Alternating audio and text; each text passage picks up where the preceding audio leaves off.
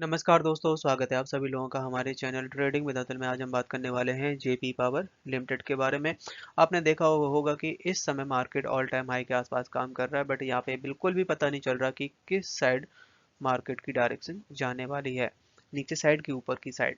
But मेरा मानना यहाँ पे ये है कि अब स्टार्ट होने वाले हैं Q3 की अर्निंग। दिसंबर ऑलमोस्ट खत्म होने वाला है और जनवरी से Q3 की अर्निंग स्टार्ट हो जाएंगी। अब बस केवल यहाँ पे एक इवेंट से रह जाता है बजट। बजट में यहाँ पे खासकर पावर सेक्टर के लिए बड़ी अनाउंसमेंट आ सकती है, जिसकी वजह से पावर सेक्टर अभी भी यहाँ पे थोड़ा सुर्खियों में रह सकता है। बट आफ्टर बजट यहाँ पे क्या होगा, थोड़ा सा यहाँ पे होशियार रहने की जरूरत है। और जहाँ पे अगर आपको लगता है कि यहाँ पे मेरा अपना प्रॉफिट बुक करना चाहिए, वहाँ पे प्रॉफिट जरूर बुक करें। क्योंकि जो रैली बनी है, अगर वो रैली की वजह से जब डाउन साइड शुरू होगा तो हमने जहाँ पे खरीदा था वहीं पे पहुंच जाएंगे, तो इस रैली में जो प्रॉफिट हुआ उसका फायदा नहीं उठा पाएंगे। तो इस चीज का हमेशा ध्यान रखें। आपने ये भी नोटिस किया होगा कि कंपनी का जो रिजल्ट है काफी अच्छे आते हुए देखे जा रहे हैं क्वार्टर बाय क्वार्टर, तो यहाँ पे इतनी ज्यादा टेंशन नहीं है कि बहुत ज्यादा डाउन साइड आ जाएगा। गवर्नमेंट की तरफ से कुछ बड़ी अनाउंसमेंट आती हुई देखी जा रही है। अभी आपने देखा होगा, नोटिस किया होगा कि बाहर की जो इन्वेस्टमेंट है 100% नहीं हो पा रही थी। जो भी शेयर होल्डिंग है, तो यहाँ पे गवर्नमेंट की तरफ से 100% एफडीआई का अप्रूवल मिल चुका है, जिसमें 6.1 बिलियन डॉलर की बात कही गई है, जो कि सारे सारे पावर सेक्टर के लिए गेम चेंजर साबित हो सकता है। और जेपी पावर है जो कि धीरे धीरे करके रिन्यूएबल एनर्जी पे भी अपना कदम बढ़ाता हुआ देखा जा रहा है। वैसे इनका जो मेनली जो कारोबार है हाइड्रो प्रोजेक्ट का है, जो वाटर से इलेक्ट्रिसिटी जनरेट होती है। बट इनके कुछ पावर प्लांट्स भी हैं। तो चलिए गाइस, शुरू करते हैं हम अपने वीडियो। साथ ही अगर आप लोग हमारी वीडियो के माध्यम से थोड़ी सी भी हेल्प हो रही हो तो प्लीज आप हमारे चैनल को सब्सक्राइब जरूर करें। इस समय का मार्केट इतना अच्छा नहीं है। अगर आप चाहो कि हम इन्वेस्ट करके अभी ट्रेडिंग करके पैसा कमा लें, बट ऐसा नहीं हो पा रहा। क्योंकि कभी निफ्टी ऊपर जाता है, कभी नीचे जाता है, इसी तरीके से शेयर का रिएक्शन भी दिखाई दे रहा है। तो मेरा मानना तो ये है कि ऐसे मार्केट में तो आपको थोड़ा दूर रहना चाहिए। और अगर आप इन्वेस्ट करो तो लॉन्ग टर्म के हिसाब से, तो आज आप देख सकते हैं कि 100 पॉइंट्स की तेजी बनती हुई देखी जा रही है निफ्टी 50 में। बैंक निफ्टी में 350 पॉइंट्स की डाउन साइड। आईटी में आई है बहुत बड़ी तेजी, आप देख सकते हैं कि करीबन 800 पॉइंट की तेजी। और स्मॉल कैप का जो इंडेक्स है फिर से आज के दिन 400 पॉइंट की तेजी दिखाता हुआ देखा जा रहा है। मार्केट के मूड माहौल की वजह से ज्यादा यहाँ पे अब रिएक्शन नहीं दिखाई दे रहा। आप देख सकते हैं कि 6 करोड़ के वॉल्यूम के साथ कामकाज होता हुआ देखा गया है। इस समय इंडिया है जो कि 6.1 बिलियन एफडीआई को यहाँ पे मंजूरी मिलते हुए देखी जा रही है, जिससे ग्रीन एनर्जी को बूस्ट किया जा सके। अभी तक गवर्नमेंट की ये पॉलिसी बनाई गई थी कि आप किसी भी कंपनी में 100% तक इन्वेस्टमेंट नहीं कर सकते। ये गाइडलाइन थी बाहर के लोगों के लिए, जो कि अब यहाँ पे गवर्नमेंट इसको चेंज करती हुई देखी जा रही है। अब यहाँ पे कोई भी बाहर से फंडिंग होगी 100% की हो सकती है, जिससे रिन्यूएबल एनर्जी को बूस्ट किया जा सके। आपने देखा होगा कि कोरोना के समय की बात है, जब शेयर बहुत ज़्यादा, कंपनियों के शेयर बहुत सस्ते हो गए थे। तब यहाँ पे चाइना बड़ा गेम खेलता हुआ देखा जा रहा था, पूरी कंपनी को ही एक्वायर करने की बात कर रहा था, जिससे फिर वो अपने हिसाब से यहाँ पे गेम खेल सकता था। तो उस समय गवर्नमेंट ने यहाँ पे एक गाइडलाइन जारी करी थी, और उस गाइडलाइन में यहाँ पे कोई भी 100% तक इन्वेस्टमेंट नहीं कर सकता था। और रिसेंटली अभी यहाँ पे जो G20 की जो मीटिंग हुई थी, उसमें भी बहुत सारे इन्वेस्टर हैं बाहर के, जो कि यहाँ पे इन्वेस्टमेंट करते हुए देखे जाएंगे। रिसेंटली गवर्नमेंट है जो कि ultra mega renewable energy park design करने की बात कर रही है, जिससे यहाँ पे काफ़ी ज़्यादा बेनिफिट हो सकता है। सारा सारा पूरा रोड मैप तैयार किया जा चुका है, वो भी 2029-2030 तक। आने वाले टाइम में सोलर एनर्जी पे बहुत बड़ा एडवांस लेवल तरीके से काम किया जाएगा। आपने देखा होगा कि अभी तो हम अपने जहाँ खाली स्पेस होता है, छतें होती हैं, वहाँ पे हम सोलर पैनल लगा देते हैं और इलेक्ट्रिसिटी जनरेट करते हैं। बट यहाँ पे नीदरलैंड में एक इतिहास रच दिया है कि जो साइकिल का जो ट्रैक होता है, वहीं पे ही हमने सोलर पैनल लगा दिए हैं, जिससे वहाँ पे इलेक्ट्रिसिटी जनरेट होती है। तो इसी तरीके की यहाँ पे इंडिया में भी आ सकता है, जिस तरीके से गवर्नमेंट काम करती हुई देखी जा रही है, और जिस तरीके से अब बाहर से इन्वेस्टमेंट आएगी 6.1 बिलियन डॉलर। सेंट्रल गवर्नमेंट की तरफ से एक बड़ी खबर आती हुई देखी जा रही है, वो भी आप देख सकते हैं न्यू पावर प्लांट्स के लिए, जो कि 610% फ्रॉम 40%। कुछ समय पहले गवर्नमेंट की तरफ से ये गाइडलाइन बनाई गई थी कि अगर कोई भी न्यू पावर प्लांट खोला जाता है तो वहाँ पे 40% की जो इलेक्ट्रिसिटी है वो रिन्यूएबल एनर्जी से ही की जाएगी। बट उसको घटा के यहाँ पे अब 6 से 10% कर दिया गया है, जिसमें गाइस यहाँ पे गवर्नमेंट का एक मिक्सर सा प्लान देखने को मिल रहा है कि हम रिन्यूएबल एनर्जी पे भी काफ़ी तेज़ी से बढ़ेंगे, साथ ही हम एक दूसरा भी स्टेप लेके चलेंगे। ऐसा ना हो कि हम रिन्यूएबल एनर्जी में ही सारा फोकस कर दें और ये कोयले से चलने वाला कारोबार खत्म हो जाए।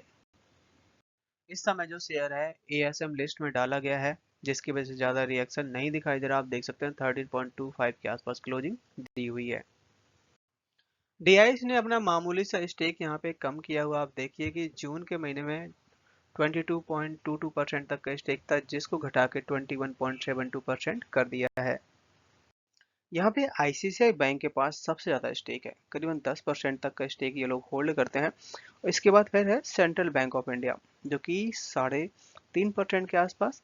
एलआईसी के पास करीबन 1.5% के आसपास। तो आप देख सकते हैं कि यहाँ पे सारी की सारी जो होल्डिंग है ज़्यादातर बैंकों के पास में है, एलआईसी के पास में है।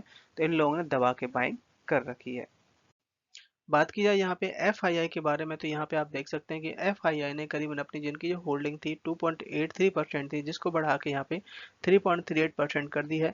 इसके अलावा यहाँ पे एफआईआई के जो नंबर्स हैं, इन्वेस्टमेंट के नंबर्स हैं, इंक्रीज हुए हैं 86 से बढ़ा के यहाँ पे हुआ 108 कर दिया गया है, जो कि है सितंबर मंथ में। सितंबर का जो क्वार्टर आया था अभी रिसेंटली, क्यू टू की जो अर्निंग आई थी उसमें यहाँ पे ये एफआईआई ने अपनी इन्वेस्टमेंट इंक्रीज करी हुई है। जेपी ग्रुप एक छोटा नहीं है। आप देख सकते हैं बहुत सारी कंपनियां हैं इसके अंडर में जेपी के नाम से, जिसमें जेपी पावर की ही अगर हम बात करें तो यहाँ पे आप देख सकते हैं कि स्टेट बैंक ऑफ इंडिया के साथ में आप देख सकते हैं 1500 लाख मार्च 2023, और आउटस्टैंडिंग टू एक्सटेंडेड लोन है जो कि यहाँ पे 70,333 लाख हो चुका है। अब ये जो लोन है बहुत सारे जो सब्सिडी कंपनी है उनका है, ये सारा सारा लोन है। तो इसमें से काफ़ी हद तक लोन चुका दिया गया है, जिससे आपको कंपनी के जो रिजल्ट आए हैं वो थोड़े से निराशाजनक लग रहे हैं। आज के दिन शेयर ने हाई बनाया 13.45 का, लो बनाया 13.05 का, क्लोजिंग दी 13.25 पे। चार्ट में नजर डाली जाए तो यहाँ पे आप देख सकते हैं शेयर है जो कि 13.25 पे काम कर रहा है। सबसे बड़ा सपोर्ट यहाँ पे आपका 12 रुपए का है, और यहाँ से डाउन साइड नहीं जाना चाहिए। अगर जाता है तो फिर आपको 10 रुपए का रहने वाला है, जहाँ पे इसने काफी ज्यादा टाइम बिताया। और अगर नीचे आता तो आपको जरूर बाय करें, ऊपर की तरफ फिर से आपको 15 रुपए तक जाता हुआ देखा जाएगा। आज के दिन दुबई में एक मीटिंग होती हुई देखी गई है, खासकर COP28, जिसमें रिन्यूएबल एनर्जी को डबल करने की बात कही गई है। तो इसमें बहुत सारी कंपनियों का, बहुत सारे एक्सपर्ट का ये कह रहे हैं कि ये इतना आसान नहीं है। जिसमें बताया गया है कि यहाँ पे सोलर विंड में बहुत तगड़ी रैली बनती हुई देखी जा सकती है आने वाले टाइम में। बट माना ये जा रहा है कि अपना जो टारगेट है 11,000 गीगावाट का टारगेट है फॉर 6 ईयर के लिए, मतलब कि more than higher than current projection. अभी रिसेंटली यहाँ पे 9,000 गीगा वॉट इस समय चल रहा है। तो आने वाले टाइम में मतलब कि 2030 तक हम 11,000 गीगावाट का टारगेट है, जिसमें सोलर विंड की कंपनी में बहुत ज़्यादा बेनिफिट हो सकता है। इस सारी रिपोर्ट में यहाँ पे इंटरनेशनल एनर्जी एजेंसी की तरफ से एक बहुत बड़ा खुलासा किया गया है कि करीबन $600 बिलियन का ग्लोबली लास्ट ईयर खर्चा किया गया था।